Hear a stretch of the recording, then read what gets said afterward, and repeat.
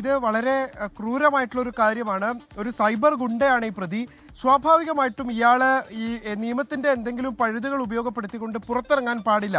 ഇയാളെ അറസ്റ്റ് ചെയ്യുമ്പോൾ കോടതിയിൽ സമർപ്പിക്കുമ്പോൾ കൃത്യമായിട്ടുള്ള മതിയായിട്ടുള്ള തെളിവുകൾ ഉണ്ടാകണം. അതിനു വേണ്ടിയിട്ടാണ് ഈ പ്രതിയെ നിരീക്ഷണത്തിൽ നിർത്തിക്കൊണ്ട് തന്നെ പരമാവധി തെളിവുകൾ ശേഖരിച്ചത് എന്നുള്ളതാണ് ഇപ്പോൾ പരപ്പനങ്ങാടി പോലീസ് വ്യക്തമാക്കുന്നത്.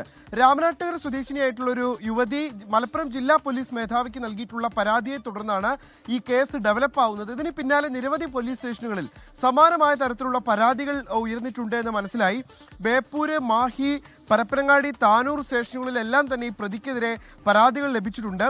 ഇതിന്റെ പശ്ചാത്തലത്തിലാണ് ഈ പ്രതിയുടെ ഫോൺ അടക്കം പോലീസ് പിടിച്ചെടുക്കുകയും ഇത് ശാസ്ത്രീയ പരിശോധനയ്ക്ക് അടക്കം അയക്കുകയും ചെയ്തു. ടെലഗ്രാമിനോട് വിവരങ്ങൾ ആരായുകയും ചെയ്തു.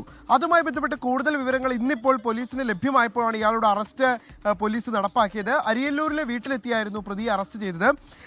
ഈ ടെലഗ്രാമിൽ നിന്ന് ഇയാൾ ഉപയോഗിച്ചിരുന്ന ഡിവൈസിൽ നിന്ന് തന്നെയാണ് ഇത്തരത്തിലുള്ള ചിത്രങ്ങൾ അപ്ലോഡ് ചെയ്തിരിക്കുന്നത് എന്ന് വ്യക്തമാവുകയും മറ്റ് തെളിവുകൾ കൂടി ലഭിച്ച പശ്ചാത്തലത്തിലാണ് ഇപ്പോൾ അറസ്റ്റിലേക്ക് കടന്നിരിക്കുന്നത്. അല്പസമയത്തിനകം തന്നെ പ്രതിയെ കോടതിയിൽ ഹാജരാക്കുകയും ചെയ്യും.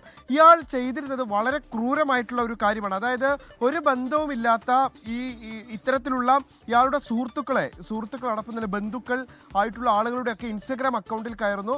അവർ അപ്ലോഡ് ചെയ്തിട്ടുള്ള ചിത്രങ്ങൾ, അത് സ്റ്റാറ്റസുകളാകാം, സ്റ്റോറികളാകാം, അതൊക്കെ സ്ക്രീൻഷോട്ട് എടുത്ത് മോർഫ് ചെയ്തുകൊണ്ട് ടെലഗ്രാം ഗ്രൂപ്പുകളിൽ വിൽക്കുകയാണ് ചെയ്യുന്നത്.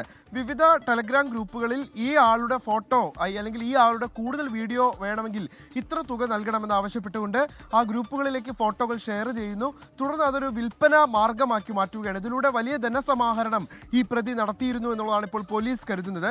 കേവലം 22 വയസ്സുകാരൻ മാത്രമാണ് ഈ പ്രതി എന്നുള്ളതാണ് ഏറ്റവും പ്രധാനപ്പെട്ട ഒരു കാര്യം.